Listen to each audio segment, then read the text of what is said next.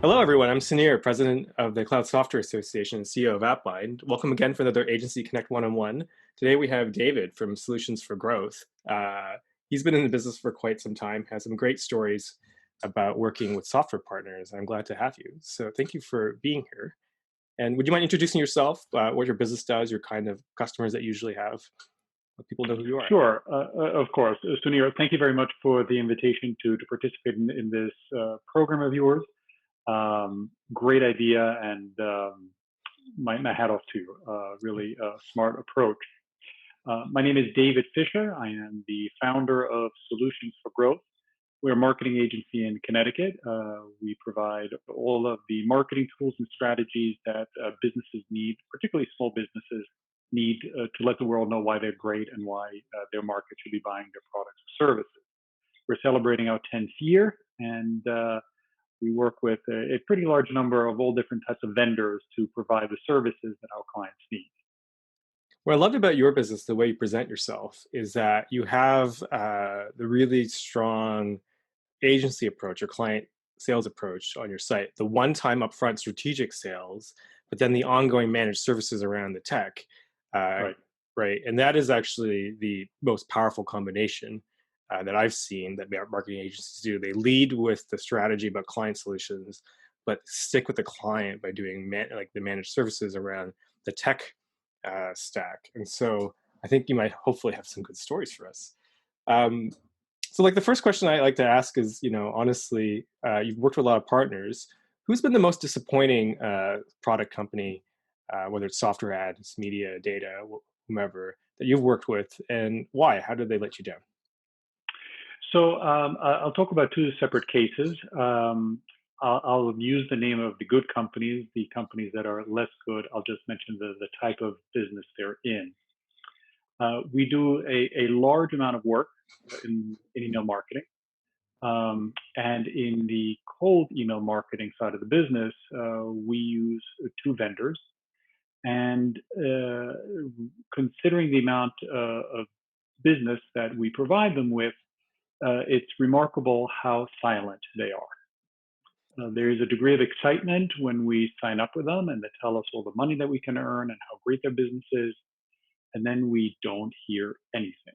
It's as if they are not considering us as a serious partner to sell their services. We're actually their salespeople. So we don't have any marketing support, no collateral, no case studies. We have some basic information on the website, but it's up to us to go to the website and get some information and really wrap our head around their program. And we get paid very regularly, which is very nice for what we sell on their behalf. But if they use their own tools and reached out to us regularly to educate us and support us in terms of how to present their services to the market, I think it would be a far deeper relationship, more meaningful.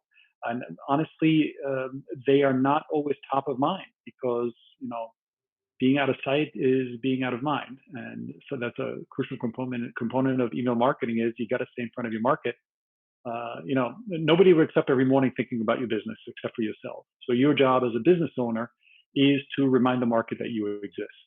So in this case, these two vendors are not doing that. We never hear from them except for the automated email saying that they put the money in our bank account, PayPal account.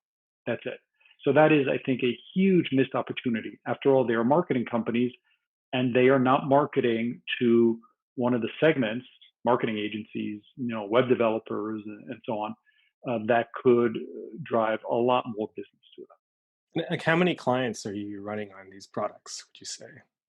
The cold email marketing is a smaller part of the business simply because of the type of business it is.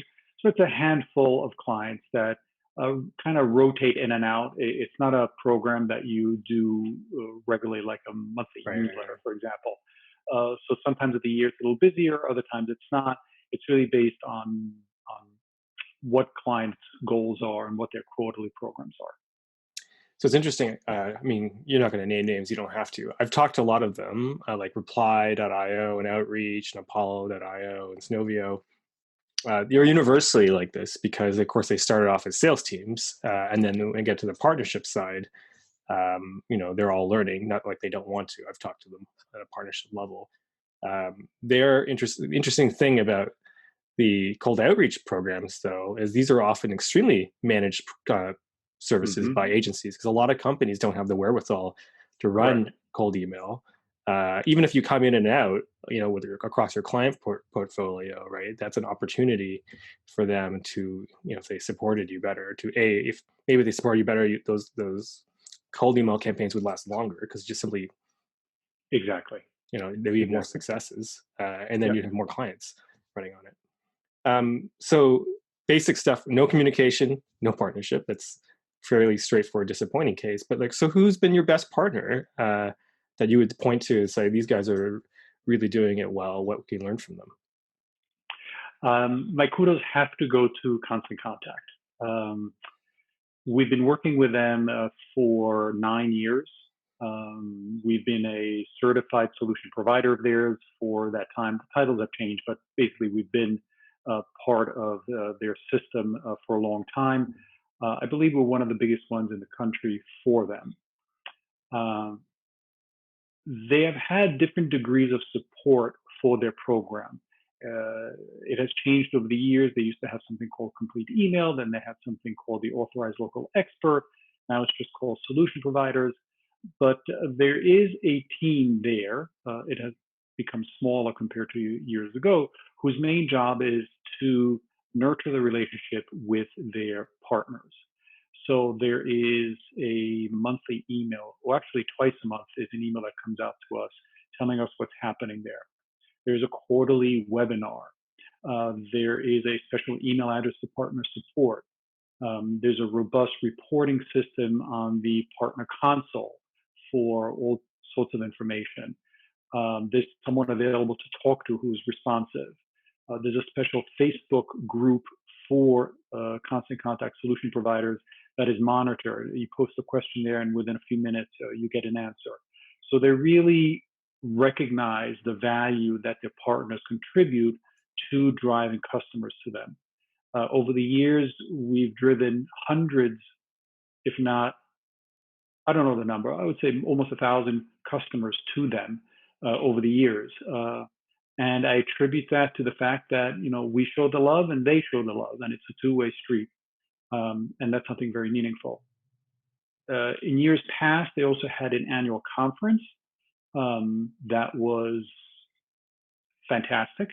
Um, that no longer happens, but that was a very fertile ground to spread the culture of constant contact, to learn from other marketing agencies, to get to know middle and senior management at Constant Contact. So you end up kind of drinking the Kool-Aid there because you're there for 3 days, and it was very educational.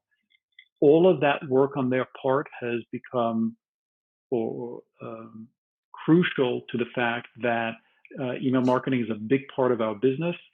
Um, we have a national footprint in terms of clients who use us for their weekly, monthly, quarterly, bi-monthly newsletters, for example.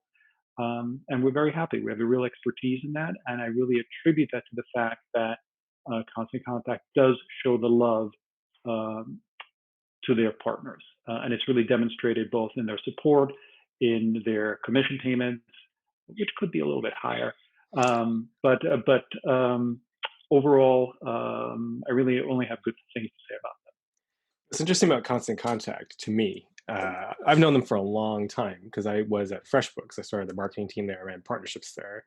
And when we started doing FreshBooks, Constant Contact was already the gorilla in the SMB SaaS room. They were just amazing. Everything that we learned, not everything, but a good like chunk of it, because we couldn't steal everything because we didn't know everything they were doing. But they did them. everything first, everything that we did, and they did it at scale. And I remember two things about how much their partners, like your people like you, agency partners, love them. Number one, every time we went to a meetup anywhere, for 3 years, the only thing people would ever talk about is Constant Contact. It Yeah. felt like, are you selling Tupperware? But everyone loved it. Like they were like, you have to use Constant Contact, Constant Contact. Everyone wanted to do it. And the second thing is I was in a co-working space after I left FreshBooks. I was like working at Olark. This is in 2012, 2013, I think actually. So I was renting an office co-working spaces were remote, and then the team behind me was an internet marketing agency for fitness studios and whatever. And Hmm. I remember them, like just jumping up and down and screaming and high-fiving with each other because they had become some kind of tiered partner or something with Constant Contact. This is a really big deal for them because they were, there was a real opportunity to grow their business because Constant Contact was such a supportive software company. And I always found that very inspirational. There's a reason they scaled Hmm. so quickly. That's Uh, right. yeah. Exactly. Yeah. Hmm. Well, it's good because I'm talking to them as well. So shout out to Dom. Uh, he'll be happy to know that he's doing something right over there. Yes. Dom and Eric. That's right. That's two. So like the last story, like I'm just curious. So you deal with a lot of stuff: email, website, management, social media, web chat. You must have a lot of vendors reaching out to you all the time because that's what happens when you're an agency. um, a lot of them are just trying to push product on you. Obviously, you're not in the business of selling technology, you're in the business of supporting your customers. You care about yourself first. What advice would you give to a software vendor or any product vendor reaching out to you about how to best work with you as a partner? Like, how should they talk to you? I wish that question was posed by those vendors. Because no, this is a very serious comment. Most of them do provide some marketing material, but they never ask us how we sell their services, particularly in the time of COVID. So I have yet to have a vendor reach out to me and say, "Hey, David, when you talk on with a client, obviously either by phone or on Zoom, how do you talk about our services? What do you show? What do you tell them?" And I can tell you that some of the vendors, we would appreciate it if some of the vendors provided us with, for example, a 3-page PowerPoint deck. Really simple. You can't present 20 pages on Zoom, right? Particularly to small business owners who have the attention span of a gnat. So, do you need a one pager? Do you need a short video? What do you need, David? They do prepare some marketing material, but I have a sense that it's based on what they think we need. And it's based also on giving public presentations, which we no longer do. I used to do a lot of public speaking. It's based on meeting face to face with a person. None of that is happening now. And I haven't seen really anything from anyone um, to help us in that endeavor. Actually, speaking of Constant Contact again, like that's another thing they were really good at because they started themselves. A lot of people don't even remember how Constant Contact crushed it. They actually ran in 22 metropolitan areas across North America, webinars every other day. They had Mm-hmm. or not webinars, sorry, seminars every other day in person. They had teams in 22 regions, and then they would do from those regions. They go out on the road, and they built a huge playbook of material and collateral, and they didn't keep it to themselves. They gave it to all the partners, and then they spent a good portion of time working with the partners to adapt that material based on feedback to your needs. Because you're not Constant Contact. You're not going to sell Constant Contact per se. You're selling yourself with Constant Contact, Correct. and they spent a lot of time on that as well, and they became a very efficient machine. And this is, why people became such big advocates of them. Is that people started selling actually agency services because the pitch got so good that you would start closing clients with the Constant Contact story, right, for yourself. Anyway, we're just putting, we're just a fan club now for Constant Contact. We'll just start No, that program that you're describing in the 22 metropolitan areas was superb. I attribute a big part of our growth to that. It was I was what is called an authorized local expert. So we were labeled and certified, and just builds up your credibility and legitimacy as a marketing agency. So our job was to find the venues and get people in a room. So it was chambers and associations and libraries and so on. And you get, 15 to 25 people in a room, and you're talking about email marketing, and this is a self-selected audience. You collect their contact information, you follow up with them, and bang, you have 3 new clients. That was smart. It's really not happening anymore. Constant Contact stopped that program.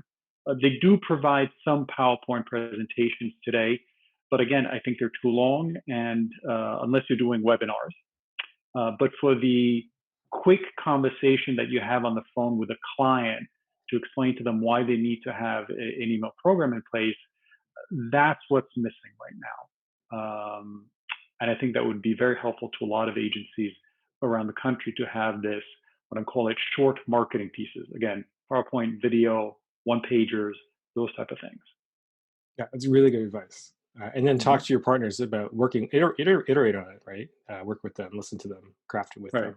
Yeah. All right, David, this has been amazing. I really appreciate you making the time to tell us a little bit of your stories and help us all improve. Thank you very much. You're very welcome. Thank you, Sunir. All the best to you. Take care. Bye.